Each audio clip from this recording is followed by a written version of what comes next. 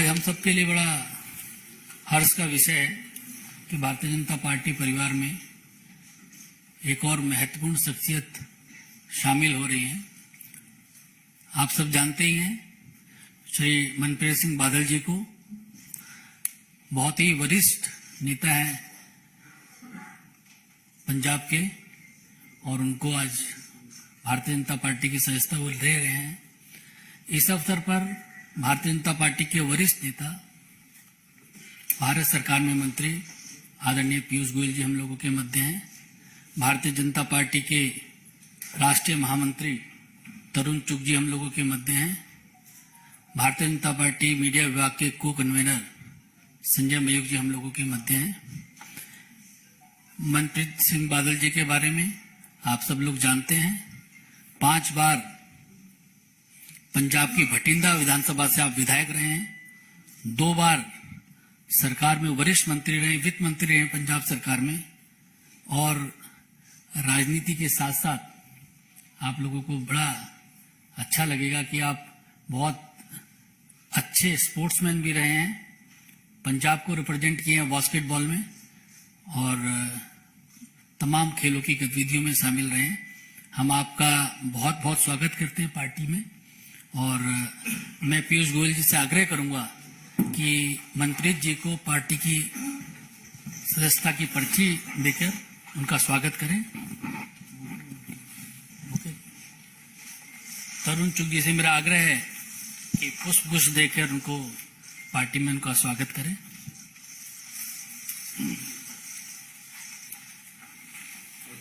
साथ में देखें।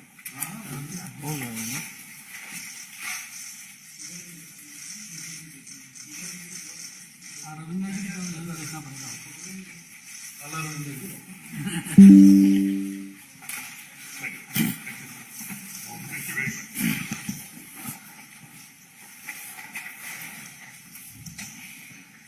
मेरा आदरणीय पीयूष गोयल जी से आग्रह है कि मनप्रीत सिंह बादल जी का शब्दों के माध्यम से पार्टी में स्वागत करें। मित्रों, मैं अपने आप को सौभाग्यशाली मानता हूं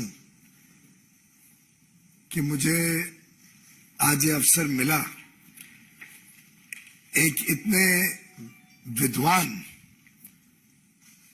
सरल स्वभाव के और अनुभवी राजनीतिक नेता, जिन्होंने अपने कार्य से वर्षों वर्षों तक पंजाब की सेवा करी, और मैं मानता हूं इनका योगदान शायद पंजाब के भी बाहर इसलिए जाता है कि जो जीएसटी काउंसिल का कारोबार था, और जीएसटी काउंसिल में जब शुरू से माननीय अरुण जेटली जी, मुझे भी सौभाग्य मिला इनके साथ काम करने का 2 जीएसटी मीटिंग्स में, और लगातार हम सभी का अनुभव ये रहा कि एक सोबरिंग इन्फ्लुएंस, जो बहुत बैलेंस्ड, स्टडीड और देशहित को सर्वोप्रिय रखते हुए निर्णय लेने में अग्रसर रहते थे, ऐसे एक बड़े नेता पंजाब के आज भारतीय जनता पार्टी में प्रवेश कर रहे हैं।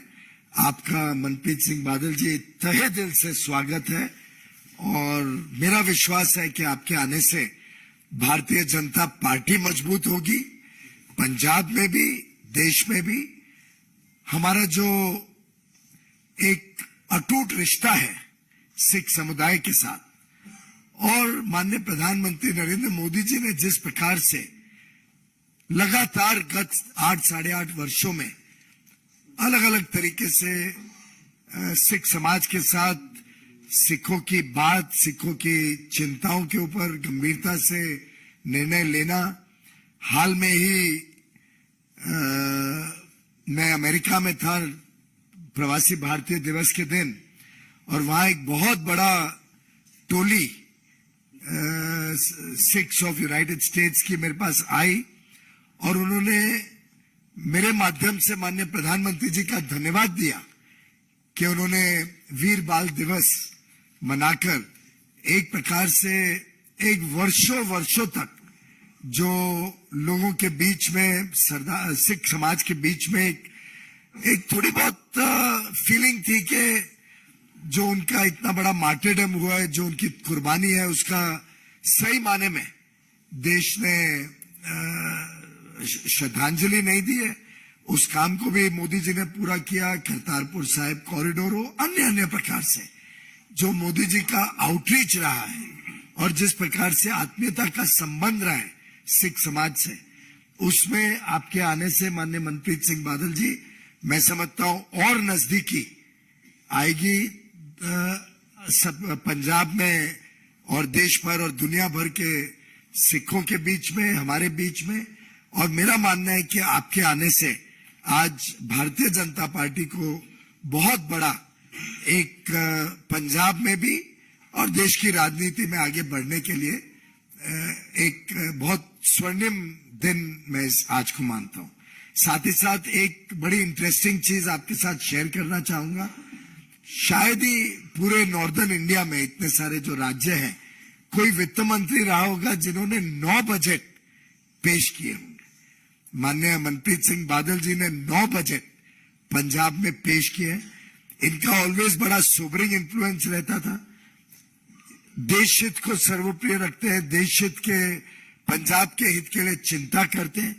और मेरा जो व्यक्तिगत अनुभव रहा है कई मीटिंगों में, पहले वित्त विभाग के नाते, दूसरा आगे चल के फूड और कंज्यूमर अफेयर्स के नाते, मैं समझता हूं कि माननीय मनप्रीत सिंह बादल जी पूरे समय देश की चिंता करते हैं, पंजाब की चिंता करते हैं।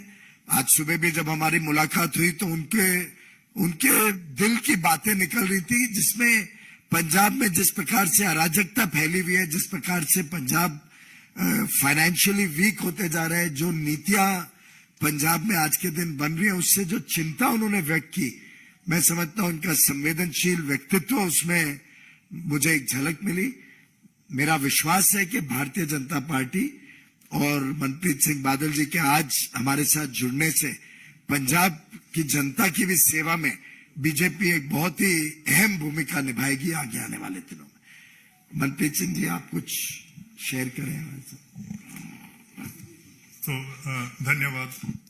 और मंच की और पीयूष जी आपकी मर्जी से और आपकी इजाजत से सबसे पहले तो जितनी दिल्ली की प्रेस को आई है, मैं आप सबका यहाँ पहुंचने पे thank you for coming to cover this event.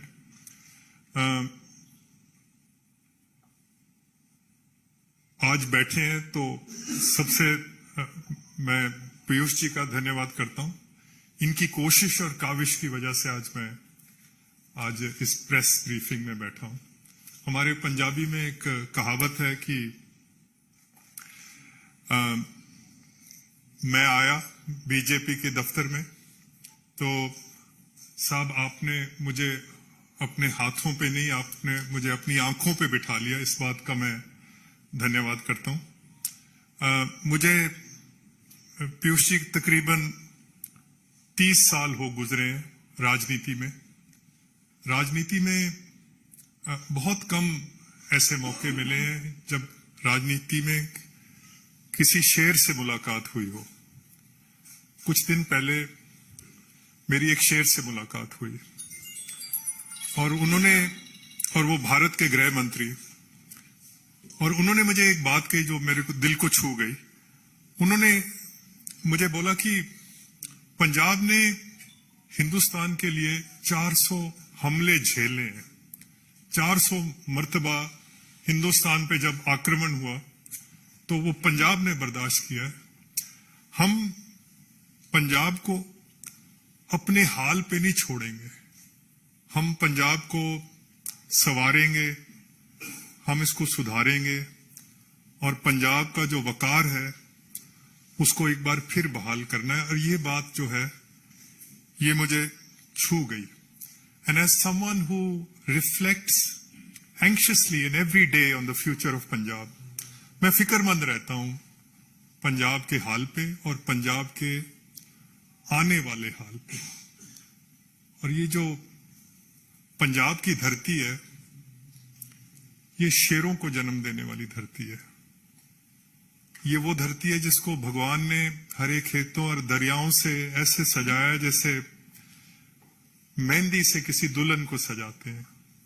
तो फिक्र मुझे इसी बात का रहता है कि इस धरती माँ को मुसीबतों ने आके घेर लिया है। वहां गुर्बत है, गरीबी है, रिश्वत है, अनपढ़ता है, नशाखोरी है। वहां पर वतन दुश्मन कार्रवाइयां हैं और इनका कोई ना कोई हल होना चाहिए। हर दूसरा खानदान पंजाब में पाकिस्तान से आके बसा हुआ है। Every second family has actually emigrated from Pakistan.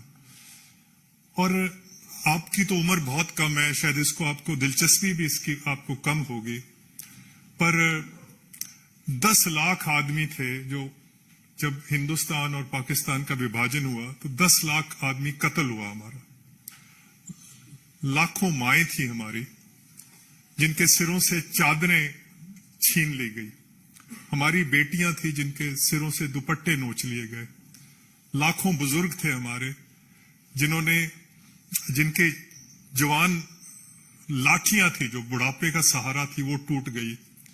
10 lakh आदमी कत्ल हुआ। फिर जाके 15 अगस्त 1947 का सूरज चढ़ते हमने देखा था और इस उम्मीद से आए थे कि ये किसी आजाद मुल्क में जा रहे हैं, मेहनत और मोहब्बत से अपने आने वाली नस्लों का हम कोई जो भविष्य है वो बनाएंगे। तो इस बात का हमेशा हमें पंजाब वाले लोगों को ये फिक्र रहता है कि वो जो सपने थे वो सपने जो हैं वो साकार होने चाहिए। तो वैसे तो कभी आपने नहीं सुना होगा कि बुज़दिल और पंजाबी, मायूसी और पंजाबी, ये दरअसल दो जो शब्द हैं वो एक सांस में जमा नहीं हो सकते। आपने कभी नहीं सुना होगा कि ये बुज़दिल पंजाबी है या मायूस पंजाबी है। इसलिए मैं और ये जो पंजाब के अंदर हर चीज अपने आप को देश के लिए कुर्बान कर देना, ये जो क्वालिटीज हैं पंजाब के लोगों की, ये बाजारों से नहीं मिलती, हाट से खरीद के नहीं ला सकते, ये भगवान की नुसरत से मिलती है। तो पंजाब ने एक बहुत बड़ा योगदान दिया है इस देश के निर्माण में, पर आज भी हम देख रहे हैं कि कुछ सफ़े जो हैं हिंदुस्तान के निर्माण में अभी भी खाली पड़े हैं, कोरे पड़े हैं।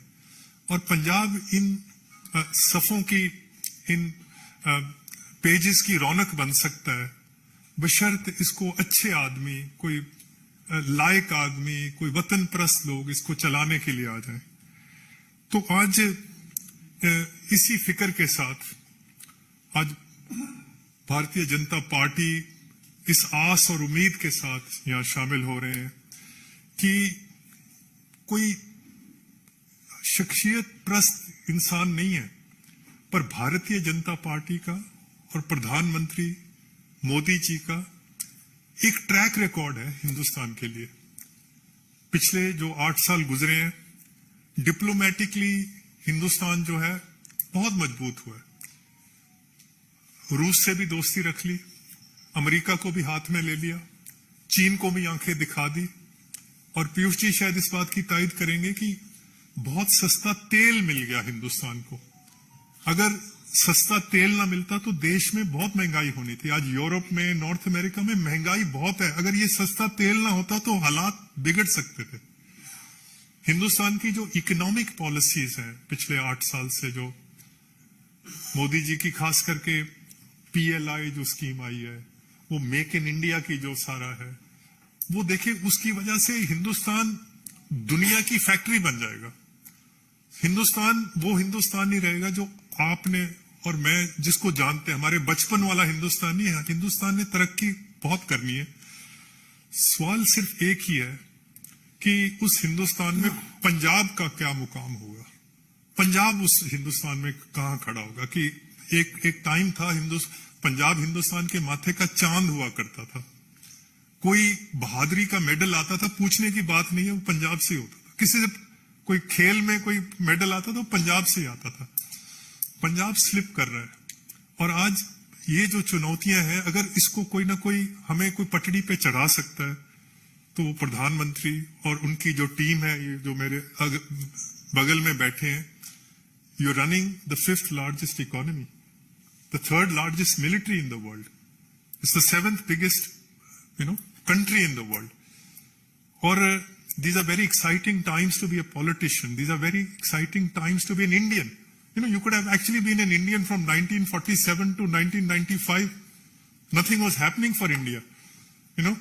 And thanks to Modi ji, वो जो 8%, 9% जो growth आ रही है, इस वक्त मैं subject to correction sir, we are a $3.25 trillion economy. जिस दिन हिंदुस्तान $6 trillion इकोनॉमी बन गया, we will become a meaningful society. तो उस आस और उम्मीद के साथ आज बीजेपी और मोदी जी के जो इनका जो लीडरशिप है उसमें पंजाब का, और वैसे तो एक पंजाबी में मुहावरा है कि दोस्ती में, दुश्मनी में और आशिकी में इंसान को दिल तो बड़ा ही रखना चाहिए, दिल छोटा नहीं रखना चाहिए। तो कांग्रेस को तो आज खैर बात कह के आज भारतीय जनता पार्टी में शामिल हो रहे हैं। जिनके साथ कभी बैठ के पानी भी पिया हो, उसके बारे में भी इंसान को बुरा बोलना नहीं चाहिए। बट मुश्किल ये थी कि how can you operate in a party which is at war with itself, अपने साथ ही जंग है, धड़े बने हुए हैं, जो 4-5 धड़े होते हैं, एक को लीडर ऑफ ऑपोजिशन बना देते हैं, एक लीडर ऑफ लेजिस्लेटिव पार्टी बन जाता है, एक लीडर ऑफ कैंपेन पार्टी, एक दूसरे को साथ लड़ाई का वहां हर मतलब पंजाब में नहीं, हर कांग्रेस के हर स्टेट में यही हाल है। हम सियासत करते हैं मुल्क के लिए, कोई कुछ ना कुछ अपनी कौम के लिए करेंगे। इस धरती माँ का कर्ज देना है, हम कोई धड़ों की सियासत थोड़ी करेंगे। तो ये वजह है कि कांग्रेस जो छोड़ने की नौबत पड़ी कि हमने धड़ों की सियासत थोड़ी करनी है कि हम जिस धड़े में है वो धड़ा आगे आए। सो मैं एक बार फिर पीयूष जी आपका और सारे मंच का, मोदी जी का, अमित शाह जी का, और खास करके जो प्रेसिडेंट हैं उनको बधाई भी देनी चाहता हूं, उनको एक्सटेंशन मिली है। तो नड्डा साहब का, हमारे हमसाया हैं, हमारे पड़ोसी हैं पंजाब के, तो आज एक नया सफर जो है उसकी शुरुआत कर रहे हैं। सो मैं ज्यादा लंबी बात नहीं आज करूंगा, और भगवान से कि भगवान हमें हिम्मत दे, भगवान हमें अकल दे कि हम इस देश की सेवा कर सके, पंजाब को आगे ले जा सकें। आज यही मेरे दिल के जो तासुरात हैं कि कैसे न कैसे देश आगे बढ़े। और वैसे तो दिल की बातें करनी थी प्रेस के साथ, और दिल की बातें तो वो तो पंजाबी च हो सकती हैं, पर मादरी जुबान, क्योंकि दिल दी बंदा जदों पर क्योंकि तुसी समझदे नहीं पंजाबी, तो मैनू राष्ट्रीय जुबान का सहारा लेना पिया। पर जब पंजाब में जाऊंगा तो ऑफ कोर्स पंजाबी में। सो एक पंजाबी का एक शेर मैं जरूर कह दूंगा, अब पता नहीं, एक बहुत बड़े शायर हुए हैं पंजाब के, उन्होंने लिखा था कि मैं हार दे मुंह ते भी, जब मायूसी भी होती है, असार जित दे वेना या, सिकंदर वेखदा शीशा सी मैं तलवार वेना या। और कहता है वले पा के, ये बीजेपी के लिए, वले पा के मेरी सेदों निकल तूफान जांदे ने, मेरे सामने आके पहाड़ मैदान जांदे ने।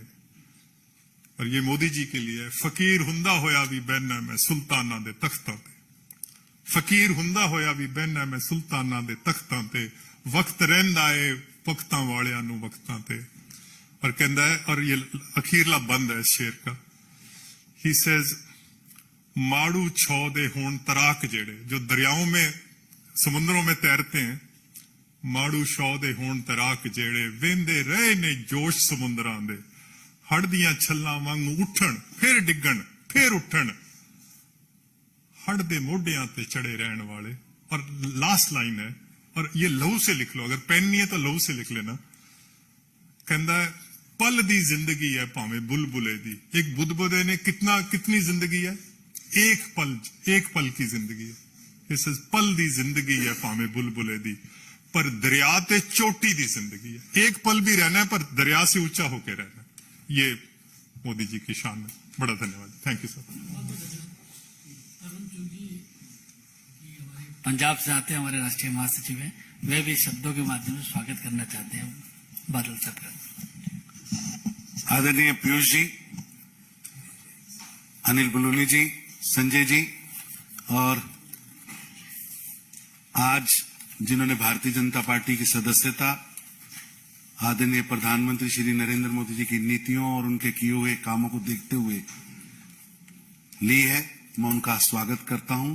उन्होंने जी आया कहना। पंजाब के अंदर जो मनप्रीत बादल जी का उदय हुआ था 94, तो वो दौर था जब आतंकवाद था, तमस थी, तनाव था। तो मनप्रीत बादल जी ने बाई इलेक्शन 94 में गिदड़वा से लड़ा था और पंजाब में टर्निंग पॉइंट आया था।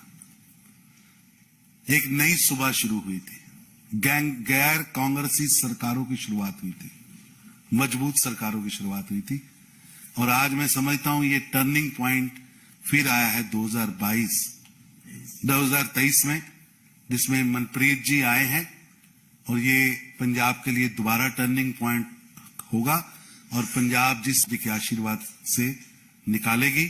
और मनप्रीत जी का आना एक अच्छी शुरुआत है, अच्छी सुबह की शुरुआत है। और निश्चित रूप से पंजाब भारतीय जनता पार्टी इनके मार्गदर्शन में, इनके सहयोग से, इनके कामों से और तेजी से आगे बढ़ेगी। मैं इनका एक बार फिर बहुत स्वागत करता हूं।